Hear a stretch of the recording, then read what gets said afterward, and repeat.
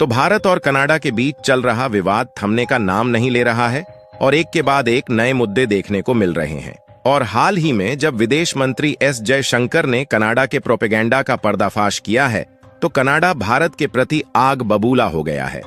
हालांकि अभी तक तो भारत और कनाडा के बीच चल रही डिप्लोमेटिक टेंशन का कोई खास असर दोनों देशों के बीच चल रहे व्यापार पर नहीं पड़ा है, लेकिन अब खबर निकल कर आ रही है कि डिप्लोमेटिक टेंशन दिन पर दिन बढ़ने के कारण दोनों देशों के बीच चल रहा व्यापार संकट में आ गया है। और इसका जो सीधे तौर पर असर है वह आपसी व्यापार और निवेश पर होने वाला है। यहां तक कि जो रिपोर्ट सामने निकल कर आई है, इसमें बताया जा रहा है कि इसका सबसे ज्यादा इम्पैक्ट कनाडा पर पड़ने जा रहा है, क्योंकि कनाडा की 600 से भी ज्यादा कंपनियां भारत में एस्टेब्लिश हैं और वह भारत में बिजनेस करती हैं। और तो और कनाडा की जो बड़े बड़े पेंशन फंड्स हैं, उन्होंने भारत में लगभग 6 लाख करोड़ से भी ज्यादा का निवेश भारत में किया हुआ है। वैसे देखा जाए तो कनाडा और भारत के बीच पिछले साल से ही तनाव चल रहा है, लेकिन अब सिचुएशंस कुछ ज्यादा ही बिगड़ चुकी हैं। इसलिए रिपोर्ट में इस बात का भी दावा किया जा रहा है कि दोनों देशों के बीच में जो 70,000 करोड़ का आपसी व्यापार है, इस पर भी नेगेटिव इम्पैक्ट देखने को मिलने वाला है। पूरी डेवलपमेंट क्या है इस वीडियो में समझते हैं, लेकिन आगे बढ़ने से पहले इस वीडियो को एक लाइक करके चैनल को सब्सक्राइब जरूर कर लीजिए, क्योंकि आपके लिए यह 1 सेकंड का काम है, लेकिन इससे हमारी काफी बड़ी मदद होती है। अगर हम कनाडा की लोकेशन को देखें तो यह है हमारा भारत और यहाँ पर अटलांटिक ओशियन के बाद मौजूद है कनाडा। और जो ब्लैक लाइनिंग दिख रही है, इसी रास्ते का इस्तेमाल करके दोनों देशों के बीच व्यापार होता है, जिसमें सामानों के इंपोर्ट और एक्सपोर्ट की शिपिंग के लिए हवाई रास्ता और समुद्री रास्ता दोनों का इस्तेमाल किया जाता है। वैसे देखा जाए तो कनाडा का ज्यादातर व्यापार अमेरिका, चीन और मेक्सिको जैसे देशों से होता है, लेकिन जिस तरह से बाकी के देशों की जरूरत भारत के बिना पूरी नहीं होती, उसी तरह कनाडा की भी जरूरत भारत के बिना पूरी नहीं होती। और इसीलिए कनाडा मुख्य रूप से भारत से कपड़ा, इलेक्ट्रॉनिक, फार्मास्यूटिकल्स प्रोडक्ट यानी कि दवाइयां और कृषि उत्पाद में अनाजों के साथ साथ रत्न आभूषण भी भारत से खरीदता है। और बदले में हम लोग कनाडा से मुख्य रूप से मिनरल्स और जो पेट्रोलियम बेस्ड प्रोडक्ट होते हैं, उनको ज्यादातर हम लोग कनाडा से खरीदते हैं, और साथ ही कुछ एग्रीकल्चरल प्रोडक्ट भी इंपोर्ट किया जाता है।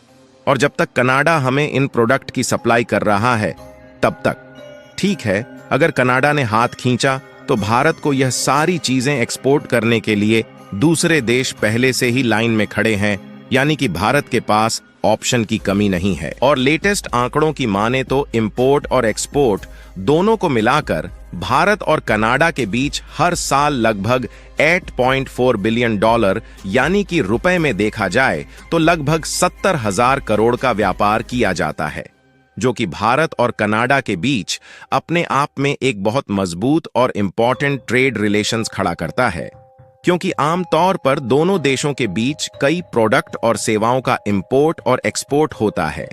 लेकिन जो ध्यान देने वाली बात है वह यह है कि कनाडा से जो भारत का इंपोर्ट है वह लगभग $4.6 बिलियन के करीब है, लेकिन हमारा जो कनाडा में एक्सपोर्ट होता है वह केवल 3.8 बिलियन ही है।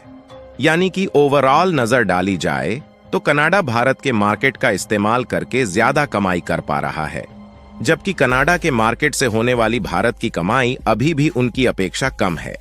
लेकिन फिर भी साल दर साल दोनों देशों के बीच व्यापारिक संबंध मजबूत हो रहा था और इंपोर्ट एक्सपोर्ट दोनों में बढ़ोतरी देखी गई है। हालांकि अब भारत और कनाडा के बीच चल रहे कूटनीतिक तनाव के बीच दोनों देशों के व्यापारिक रिश्तों पर भी संकट मंडराने की आशंका अपने चरम स्तर पर पहुंच गई है। और दोनों देशों के बीच का रिलेशन इस लेवल तक पहुंच गया कि अब तो GTRI यानी कि ग्लोबल ट्रेड रिसर्च इनिशिएटिव ने भी भारत और कनाडा के व्यापार पर नया सवाल खड़ा कर दिया, क्योंकि कनाडा में खालिस्तानी आतंकी हरदीप सिंह निज्जर की हत्या का झूठा आरोप भारत पर लगाए जाने के बाद से दोनों देशों के रिश्तों में तनाव पैदा हो गया है। हालांकि यहां तक तो ठीक था, केवल थोड़ा बहुत ही विवाद चल रहा था, लेकिन जब दोनों देशों ने एक दूसरे के राजनायकों को अपने देश वापस बुला लिया है और कुछ को हमेशा के लिए निष्कासित कर दिया है, तो ऐसे में जब बात राजनायकों पर पहुंची तो इसने व्यापार पर सवाल खड़ा कर दिया। और जो रिपोर्ट निकलकर आई है उसमें साफ साफ बताया गया है कि GTRI यानी कि ग्लोबल ट्रेड रिसर्च इनिशिएटिव का कहना है कि अभी तक भारत और कनाडा के व्यापार पर कोई असर इसलिए नहीं पड़ा था क्योंकि डिप्लोमेटिक टेंशन केवल ऊपरी लेवल पर थी और काफी कमजोर थी। लेकिन ये विवाद जिस तरीके से बढ़ रहा है, ऐसे में इसका इम्पैक्ट सीधे तौर पर दोनों देशों के बीच अर्थव्यवस्था पर पड़ सकता है। और इसीलिए अभी तक जो हम देख रहे थे कि हर साल इंडिया कनाडा ट्रेड में ग्रोथ मिल रही थी, उसमें नेगेटिव इम्पैक्ट देखने को मिलेगा। और यहां पर इसमें कनाडा बुरी तरीके से फंसने वाला है, क्योंकि आंकड़े बताते हैं कि कनाडा की पेंशन फंड्स ने भी भारत में करीब 6 लाख करोड़ रुपए का निवेश किया है। और कनाडा की करीब 600 कंपनियां ऐसी हैं जो कि भारत में अपने कारोबार को चला रही हैं। ऐसे में व्यापार पर असर पड़ने से कनाडा पेंशन फंड्स को सबसे ज्यादा मुश्किल का सामना करना होगा। दरअसल कनाडा पेंशन फंड्स कनाडा सरकार के द्वारा मैनेज किया जाने वाला एक प्रकार का इन्वेस्टमेंट बोर्ड है, जिसे CPC कहा जाता है।